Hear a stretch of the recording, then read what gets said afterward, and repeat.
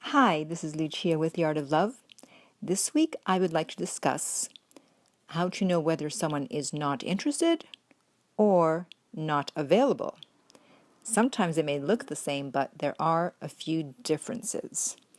So I'm going to read an email and then I'll discuss how to tell whether someone isn't interested or if they're just not available. All right, so this woman, she said, I've been crying for 2 days and I haven't eaten since the breakup. Well, I'm sorry to hear that. The guy I was saying said I'm a great girl, but he doesn't feel in love with me and can't pinpoint what the reasons are. It hurts like hell to not even know what I should do better. So I'm going to stop you right there. You don't need to do anything better. The person for you is the person that accepts you as you are and doesn't try to change you and doesn't say you have to do this better or that better. Of course, people change and grow and they make improvements, but if someone can't accept you as you are, you can't twist yourself into a pretzel to become what you think they want or what they want. Moving on, we've had 3 dates and spoken on the phone for 70 hours total in 2 months. Okay, so let me get this straight. You saw each other 3 times in 2 months? That's it? And you spoke on the phone for 70 hours. It's interesting that you have the total. So that averages out to over an hour a day. Way, way, way too much talking. All that talking on the phone, if you don't know what you're doing, after a while you run out of things to say and you just start saying whatever, and then you start saying dumb things or uninteresting things, and that lowers interest level. So if the conversation isn't interesting, there's no point to be on the phone. Yes, you can raise interest level by speaking on the phone, but it really depends on what you're saying and on your personality. But if it's boring conversation and you're talking for an hour, that is a turn off and that causes people to lose interest real fast. You don't need to be doing all that talking on the phone. Okay, he was the one who took my number first and we kissed on the second date. On the third date 1 week ago, we were at a museum and he flirted. So you had 2 dates, it sounds, and it sounds like there was about 4 or 5, maybe 6 weeks, 7 weeks between dates. Like, why?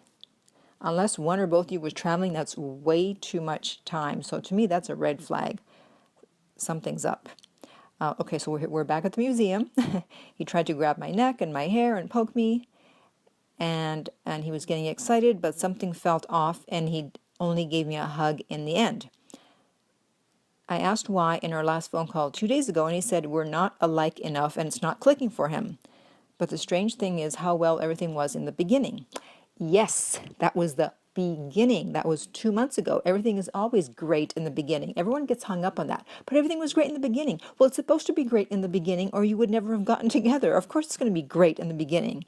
But then as you find out more about the other person, as you lower their interest level, depending on what you do and you say, then it's not going to be like in the beginning and they're going to lose interest. And so you can't think, well, because it was great in the beginning, then it's going to be that way forever. That's just not real life. So he really liked me. He called me in the morning to hear my voice and said he felt butterflies and a spark and in love when I sang for him. He was turned on by me. I don't know why it vanished. Well, from the little knowledge that I have from what you've written, I would say those 70 hours of talking probably had something to do with it. Okay, I told him at the end of our conversation, do not contact me if you won't change your mind. He said he probably won't, but you never know. Yeah, thanks for the mixed messages. That's always nice. Please tell me how I can get him back. We don't have each other as friends on Facebook. He can only see my updates if I make them public. I just want him back to be infatuated in me like he was a month ago. Yes, infatuated. Not in love. Yeah, infatuation. You just want the way things were in the beginning. That's all you care about, but that's just not real life. And so this raises a flag. You've been seeing each other for 2 months. well, not even seeing each other, but definitely talking a lot on the phone, and you're not Facebook friends yet. So I have to ask, why? At first, in reading the email, I thought, okay, you know what, he's just not that interested, so he's not really seeing her a lot, and he's doing these phone dates where you talk on the phone and then you think, oh, well, we're getting closer, we're in contact, therefore, this is a relationship. Meanwhile, it's a fake relationship because you're not seeing each other, you're just talking on the phone. But now, hearing that you're not Facebook friends, it's like, come on, after 2 months, you're still not Facebook friends. So now I feel like he has something to hide. I would really need to speak with her to get more information to figure out whether it's just that he lost interest or if he doesn't have something to hide and he has a girlfriend or a wife. So it's really hard to tell. But let me tell you some ways that you can tell whether someone is not available in the sense that they're already seeing someone else. A big sign is that they don't talk at night or on the weekends or on holidays because they're with their significant other. They may text, but talking is going to be a little harder. Or, and this happened to me, they disappear or they don't talk on certain days. I was seeing someone and I noticed a pattern that they would disappear every Monday and Tuesday. And I thought, well, that's weird. And so I knew something was up. It's like he must be dating someone who is not working on Monday or Tuesday. But I thought, what kind of job do you not have to work on Mondays and Tuesdays? And then later I did find out that he was seeing someone and Monday and Tuesday were her days off. Because then he would always pop up on Wednesday with an excuse.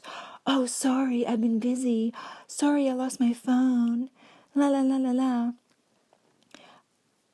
So that's always a big indicator when they can actually talk and whether they just all of a sudden disappear.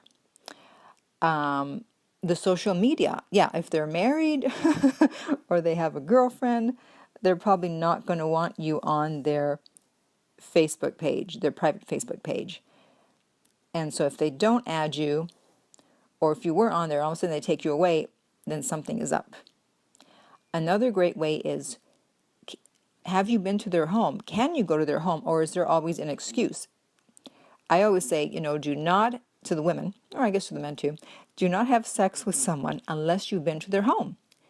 Because that's really a big clue as to whether they're married or they have a girlfriend. Because if you've never been to their home, you don't know what's up. And if you do go there and you see that the decor has like a feminine touch, that's always a little suspicious, because guys that live alone, they prefer more masculine decor. They want everything masculine. The big brown bed, everything's brown or black, I've noticed a lot of the times. But if the decorating is a little more on the feminine side, it's like, okay, what's going on here? And of course, you can always tell by looking in the medicine cabinet. Now we're doing a little sleuthing. Looking in the closet, see if there's any women's clothes, hopefully. Maybe they're his, hey, who knows? Looking at who the mail is addressed to see if it's addressed to a woman who lives there. You have to be sneaky about this, but only do this if you suspect something. I'm not saying as soon as you start dating someone to do this. I'm saying only if you suspect that something is going on, then you need to do this. Now, someone who's just simply not interested, there shouldn't really be an issue as to when they talk to you. They're able to talk to you at night, you're able to go to their home. The only difference, or the main difference, is that they don't really put a lot of effort into the relationship. It's minimal effort, and they don't really show that they care. You're not even really sure if they care, or they do things or say things that they don't care. I told the story in another podcast about the guy I was dating, and I just started to ask him to come to the pet store with me to find something for the cat, and before I even finished asking, he said no. So right there, that tells you everything you need to know, because if someone is interested, they're happy to do anything they can for you, even like the little things. They are happy to come to the pet store with you or whatever. I heard that Princess Diana, when she was interested in that Pakistani doctor, she would iron his clothes. Now, if that doesn't show interest, I don't know what does.